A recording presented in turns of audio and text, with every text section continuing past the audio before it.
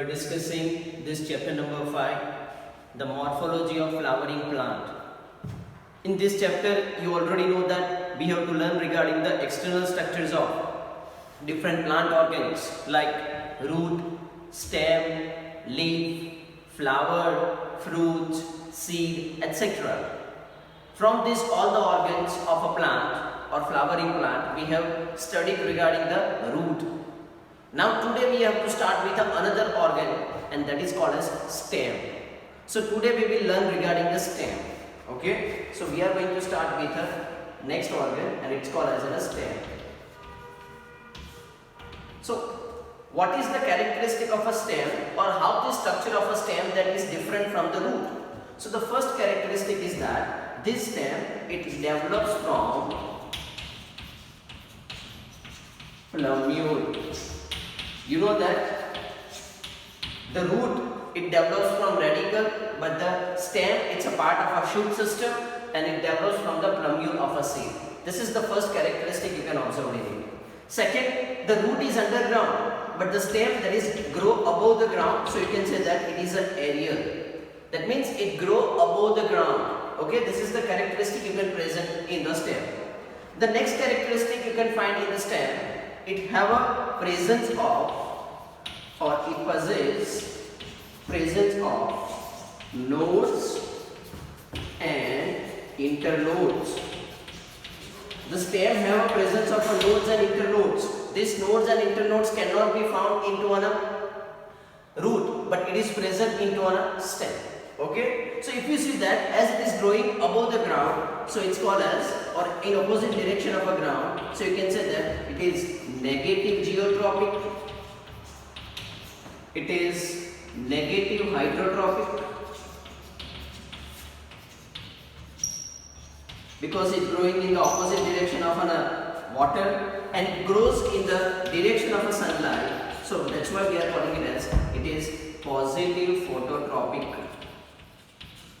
So these are the characteristics you can find in the stem. So what are the characteristics you can find in the stem? It develops from the plumule, it grows above the ground, that means it's an aerial, it has a presence of nodes and internodes, it is negative geotrophic, negative hydrotrophic, and positive phototropic structure. So these are the characteristics you can find into a stem. Now here you know that the stem has a two main important characteristics. First, they have a presence of nodes, and they also have a presence of internodes. So what is a nodes and the internodes? Suppose assume that this is a stem. It grows above the ground. This is the soil level, and these are the roots. Okay, these are the roots and the root heads. Clear? So this is a stem. So on the stem there is a presence of a node. This is a node. So what is a node? Node is a portion from which the leaf arises. It is a portion from which the leaf arises. This is a portion which is called as node. Okay, so this one is called as node. From this node the leaf gets arise. So that's why we are calling it as a node.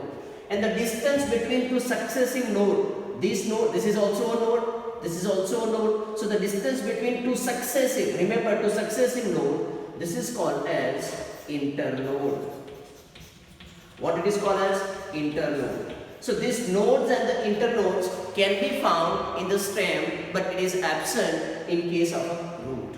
Okay, so this is the characteristic you can find in the stem. Now let's go ahead with what are the functions of this stem. Okay, what are the functions of the stem? What are the normal functions? First we will discuss the normal functions, and then we will discuss the special functions. So here first we are going to start with the functions of stem.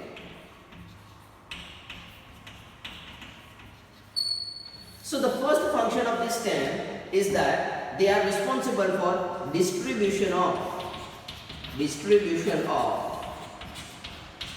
leaves, branches, flowers, etc. So that's what happened. They distribute in equal amount or uniformly the branches and so on. So the leaf gets uniformly distributed. So each leaf gets enough amount of sunlight. Even the flowers, they are also going to be distributed in a proper manner with the help of a stem. So that's why the pollination process is easy in nature. So this is the condition. They distribute leaves, branches and the flowers, or you can say they arrange the leaves, flowers and the branches in a such a way that their normal physiological processes like photosynthesis, pollination, they etc. becomes a very easy in nature. So this is the function. They are responsible for distribution of leaves, branches, flower, etc. Second function, second normal function of the stem is the conduction. Conduction of what? Conduction of water, minerals and the food. Okay. So it is responsible for transport of water, minerals and the food. The water and the mineral, they are absorbed by the root, but that is going to be conducted or transported to leaves and other parts of a plant with the help of a stem. Same thing, the food is prepared by leaves by a process called as photosynthesis, but that is also transported with the help of the stem. So this is the function they help in the conduction of the water, minerals and the food. So this is the important normal functions of a root. Okay. Now we have to discuss the spatial functions of a, these are the normal functions of a stem. Now we have to discuss the spatial function of a stem for which the modification occurs in the stem. Okay, so these are the normal functions and normal characteristic. Now we will discuss the spatial characteristic or the spatial functions of a stem.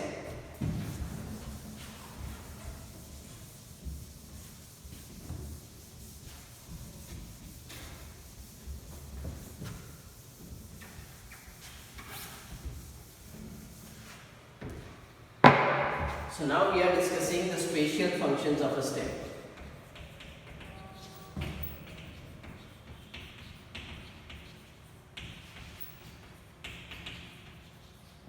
What are the spatial functions? There are lots of spatial functions for stem and for which the modification occurs in them. So we are starting with the first spatial function of a stem. It is a storage of food. You know that we have discussed in the previous session, the roots are also modified for storage of a food. Like the examples in case of carrot, radish, beet, asparagus, sweet potato, the dahlia. These are the examples in which the food is stored in a root. But now we are discussing the examples in which the food is stored in a stem and they becomes a fleshy in nature. So here the food is stored in a stem. You have to remember these examples. So in which cases the food is stored in a stem? The first important one is potato. Second one is ginger. Next is turmeric. Okay. Next one is, you can say, jameen kand. Next is colocasia. These are the examples of a plants in which they have an underground stem. They also have an aerial stem, but some part of a stem is underground. In this underground part of a stem, they store a food and they becomes a fleshy in nature. So here it's a stem becomes a modified to perform this spatial function, a storage of a food.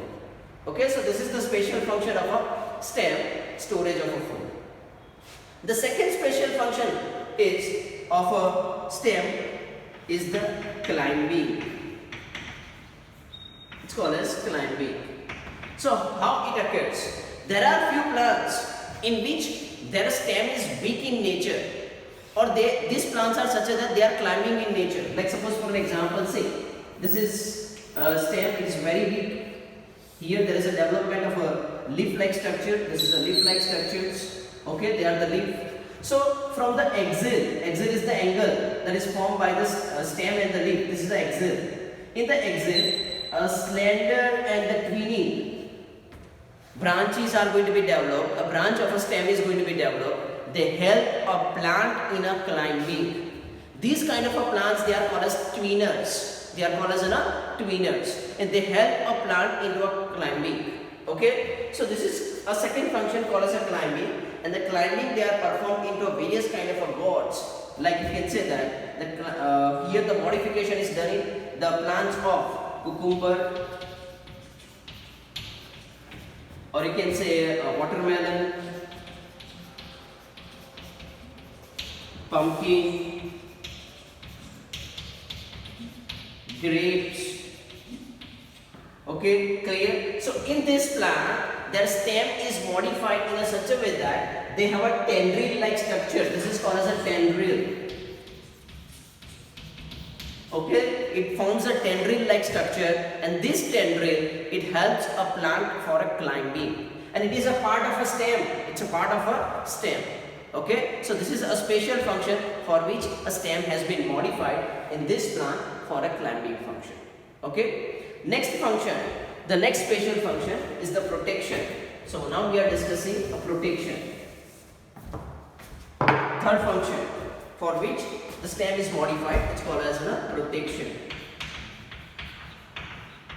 For a protection, in some plants, the stem becomes a modified and convert into a thorn, sharp, pointed, woody structure. We are calling it as a thorn. You might have seen. Okay, a sharp pointed woody structure, a thorn that is developed from it. Okay, so this is for a protection of a plant. Okay, clear? And they are going to be there are such few plants in which a stem is modified or converted into a thorn. Like for example, in the case of citrus plant, in the case of bougainvillea. Here, their stem is modified into a sharp pointed structure. We are calling it as a thorn. And this help a plant to protect themselves against a browsing animal. They have a sharp pointed structure, so usually the browsing animal doesn't visit them, doesn't eat them. And thus, they protect themselves, which happens in case of a citrus plant and the bougainvillea plants. Here, one thing you have to remember that all of you have seen the rose plant. In a rose plant, also you can observe a sharp pointed structures. But these sharp pointed structures are not a thorn. Remember, they are not a thorn. They are called as a prickles. They are not a modifications of a stem. Here the modification of that stem we are calling it as a thorn. But in case of a rose, they are not a thorn. They are prickles. Prickles. So the rose is another exception that doesn't come over here. Okay, it is not a modification of a stem. Okay, so this is the third function, the third special function, a protection for which a stem has been modified. Now we are discussing another special function, and you can say that it is a vegetative propagation. It is a kind of a reproduction method, asexual reproduction method, which is observed into a plant. Vegetative propagation. In a vegetative propagations, different kinds of a plant or its stem has been modified. Here the stem perform a function of a vegetative propagation. Okay, how? Let's see in the case of a grass and strawberry. In the case of grass and the strawberry, what happens? They spread from one region to another region. Means it transfer from one niche to another niche. Okay, and this transfer or spreading that occurs with the help of a stem. So in the case of a grass and strawberry, they are involved into a vegetative propagation. Okay, a kind of an asexual reproduction. Even something like similar like thing also happens in case of a jasmine and the mint. Okay, jasmine and the mint plant. What happens in the case of a jasmine and the mint plant? Suppose assume that this is a stem. Here in the jasmine and the mint, the some part of a stem that remains underground, the other part remains above the ground. From the basal part of this, a branch will develop. It grows sometimes aerially and then it enters into a soil. From this stem, the another plant will develop. Another plant will develop. This is called as this. What happens in the case of a jasmine and the mint? So here the stem has been modified. I again repeat what happens in the case of a stem of jasmine and the mint. In case of a jasmine and the mint, from the basal part of a stem, aerial branch will develop. It grows aerially for some time and then it goes downwards, forming an arc. Okay, the part which is growing downward, from that the another plant will develop. So this is what happens in case of a jasmine and the mint. Even the another characteristic you also observe in case of another plant, like for an example, you can say that the aquatic plant like Pistia and the Ecornia. So I am writing over here. Ecornia. Both are aquatic plants. That means they grow in a water. In this case also, they develop a thick brown color stems within a water, and from that the new plant is going to be developed. So this is also helpful in the vegetative propagation. But in this case, the development occurs in a different way. Now what happens in case of another plant like banana, pineapple? In case of a banana and the pineapple, what happens? Suppose if it is a stem, so here the stem which is present underground, from which the branches will develop and that goes underground, that grows horizontally under a soil, and from that the new plant will be developed. So this is what happens in the case of banana and the pineapple. So these are the different plants in which a stem is modified in a number of ways for performing a special function called as vegetative propagation. In all these plants, grass, strawberry, jasmine and mint, Pistia and Ecornia, banana and pineapple, all the plants, the stem that is involved in a vegetative propagation, a kind of a asexual reproduction. Okay, so this is the fourth function, vegetative propagation. Next and the last function, which is special function, you can say that I am writing over here, it is a photosynthesis. Usually you know that the photosynthesis is performed by leaves, but there are few plants, those plants which are growing in a dry desert area or the arid conditions where there is very less availability of water, in which their stem becomes a modified.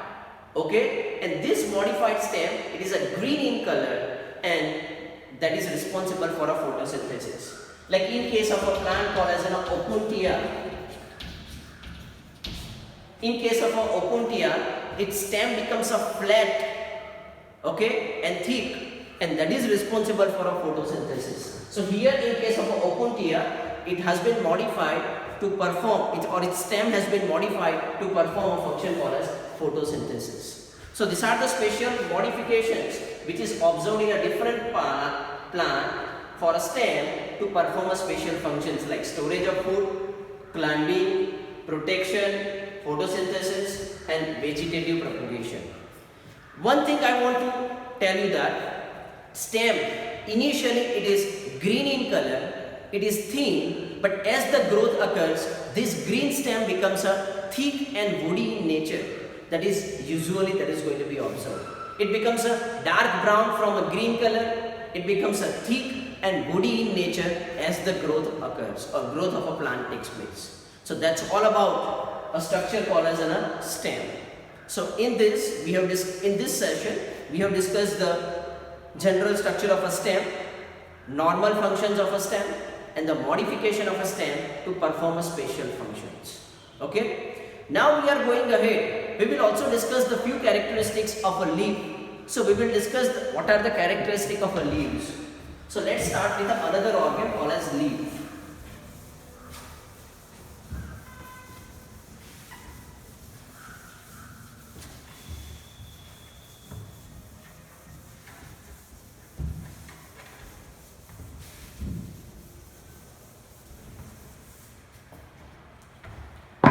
So now we will discuss regarding the next organ of a flowering plant, it is leaf. You know that from where the leaf is developed, we have already discussed that the leaf it develops from the node of a stem. Okay, so suppose assume that this is the stem or branch of a stem and these are the nodes. From this node the leaf will develop, from this node the leaf will develop like this, a leaf will develop. Okay, clear? Now this leaf, now it is clear to everyone that this leaf it arises from a node. Okay, it arises from the node. Okay, like similarly you can say that like this is a node, so here from this the leaf is going to be arised. Okay, so the leaf that arises from the node, but as it arises from the node there is an angle formed over here This angle is called as axil. What it is called as? Axil. Axil, that is the angle which is formed by a leaf on a stem. Okay, it is an angle which is formed by a leaf on a stem. This is called as an axil. Now, if you consider this leaf, the leaf consists of three parts. What are the three parts of a leaf? The first one, larger green color part, we are calling it as lamina. This is the large, broad, flat part. It is flat from both the sides. This is called as lamina. Next, here you can see a stalk-like portion. Dandy part. This is called as petiole. What it is called as? Petiole. And the last, it's a base part. You can call it as leaf base.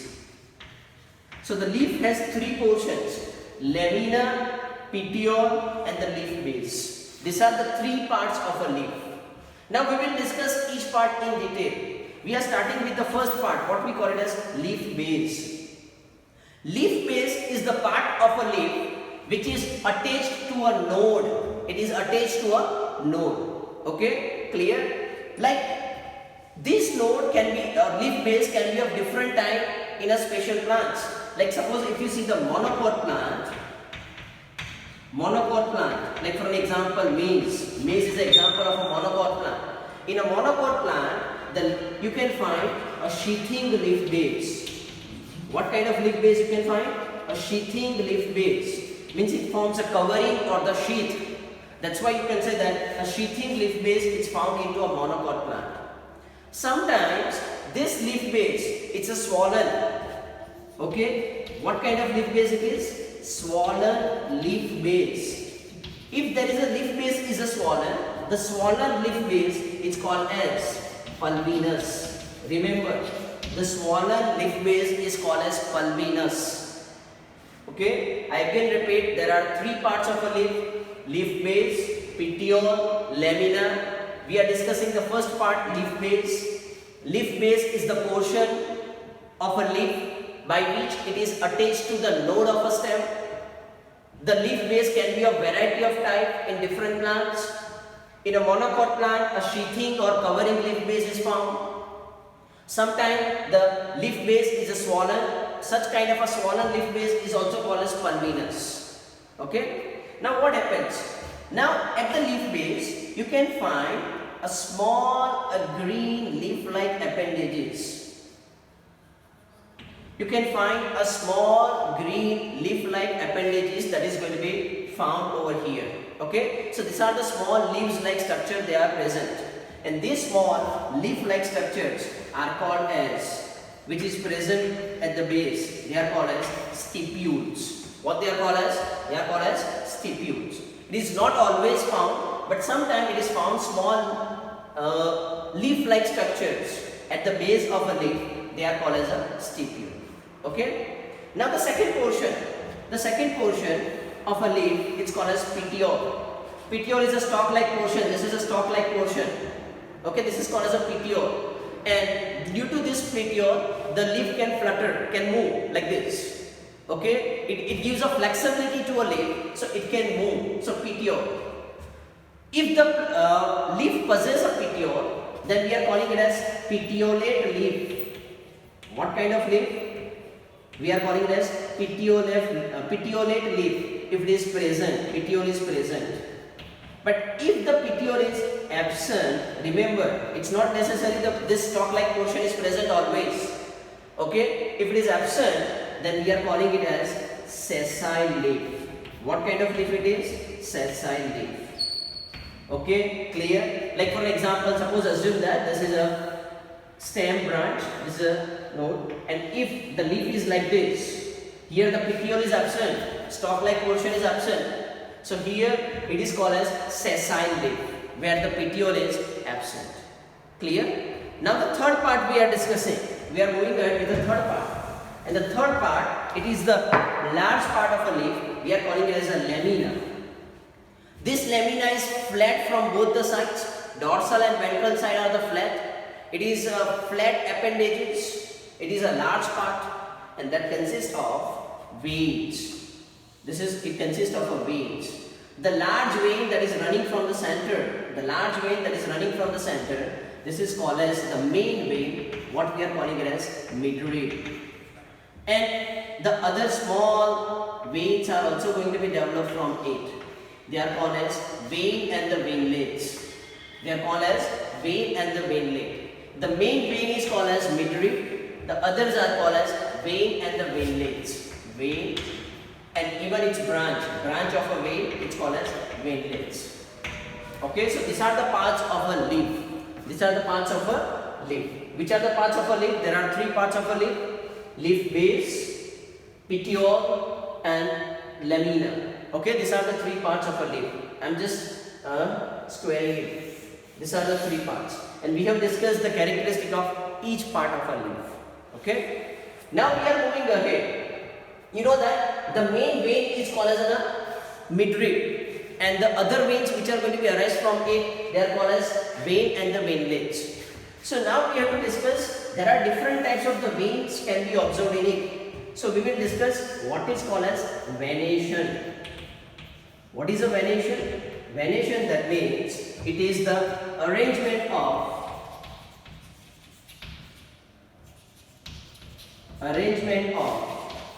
vein and veinlets in a leaf.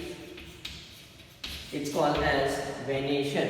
What is a venation? The arrangement of a vein and the veinlets in a leaf, it's called as a venation. There are 2 types of a venation. The first one is called as parallel venation, and the second one is called as reticulate venation.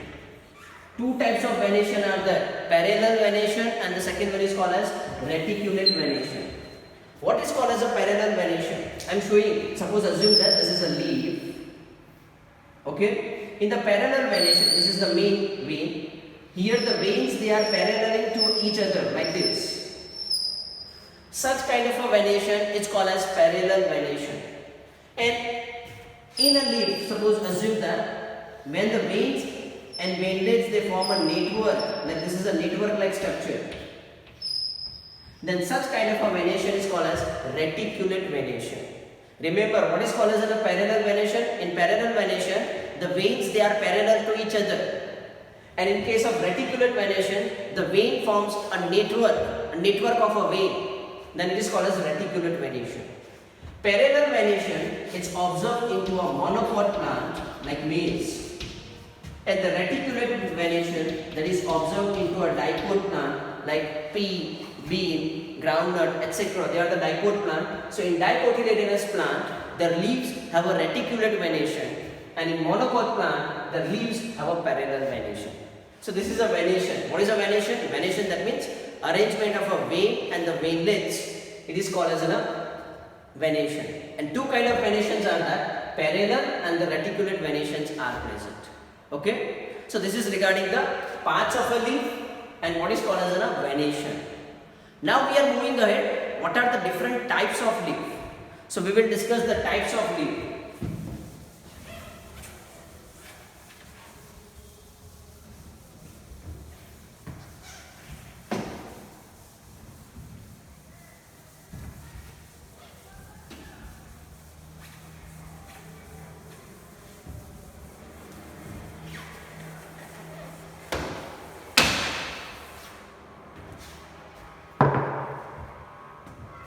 So now we are moving ahead with the types of leaves.